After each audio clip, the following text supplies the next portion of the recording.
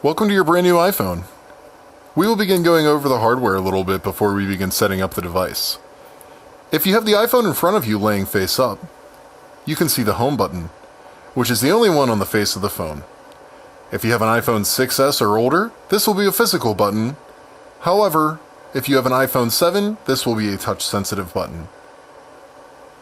On the upper right side of the iPhone is the power/sleep button. Holding this down will power the device on or off, and simply clicking the button will put the device into sleep mode, so the screen is off and saving power, but the device is still on and ready to use.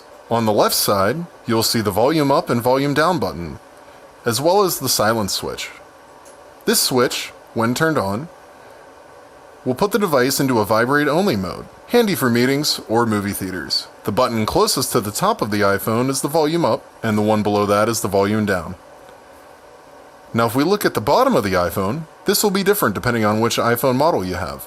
The iPhone 6s and older, you will see a 3.5mm headphone jack which you can use for listening to music, connecting to vehicles, or any other audio source. The iPhone 7, however, has gotten rid of that port. One thing that is the same, however, is the lightning charger, which, when used with either the cord the device came with, or with any third-party lightning cord, will charge the device. This can also be used to connect the device to a computer for iTunes or data transferring. Now that we've discussed the hardware, let's take a look at the software and get your new iPhone set up. This is the welcome screen. This will be the very first screen you see when your iPhone powers on. After the Apple logo disappears, it's going to say hello to you in multiple languages. To get past this screen, simply click the home button, the circular one on the center of the phone.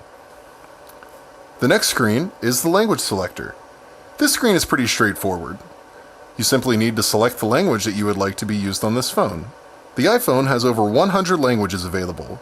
However, if you're looking for English, it should be the first option. Next, we will see the country screen. This will be the country that you will be using the device in primarily. It's very important to select the one that you reside in, as this will impact iTunes and App Store purchases. The next screen will have you select a Wi-Fi network. This will differ from person to person, so select whichever Wi-Fi network you have other devices hooked up to. The next screen is going to enable you to turn on location services. This screen is what allows the iPhone to access GPS, so that you can use it for things such as Google Maps, Apple Maps, Facebook, and other applications that use your location data. If you disable this, you will not be able to have the phone know where your location is until this setting is turned back on. Next up is Touch ID.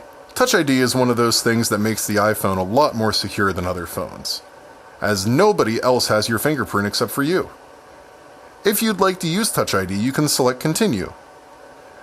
It will then have you place your finger on the home button several times, raising it up and lowering it back down.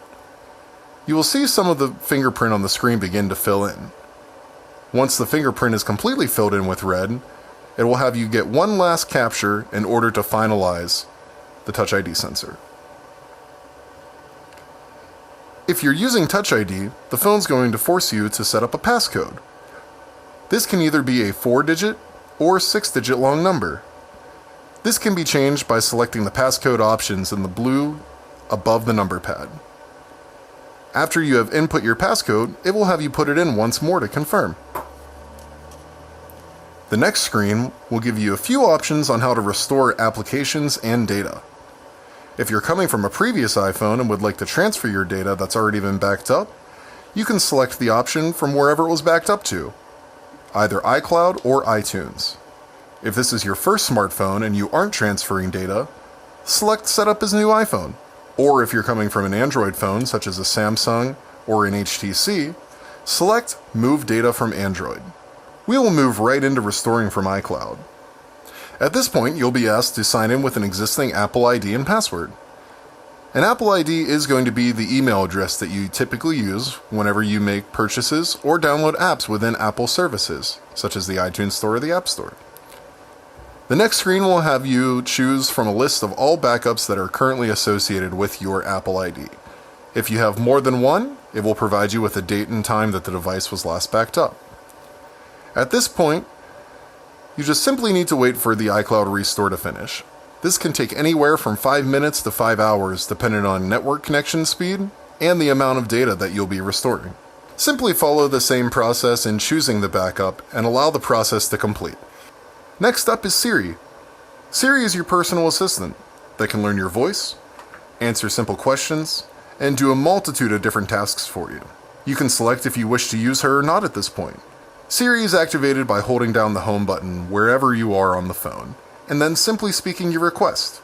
You can also set up for her to recognize your voice, and simply have her activated by saying, "Hey Siri, if you're going to set this up, you will need to say a few phrases for her to recognize your voice." It's recommended that you do this in a quiet area, or it may not function to the best of its ability. The next screen is an agreement or disagreement on diagnostic data collection. This data is collected by Apple in order to improve their products. It collects information simply such as how the iPhone performs, application data, and what apps you are using. Keep in mind, all of this data is completely anonymous. The next screen is the display zoom option.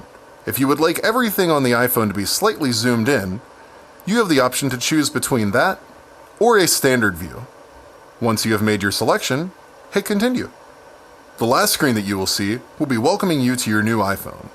After this, you will be moved to the home screen. Congratulations, your iPhone is now set up. I'm sure you will learn all about it in the coming months ahead.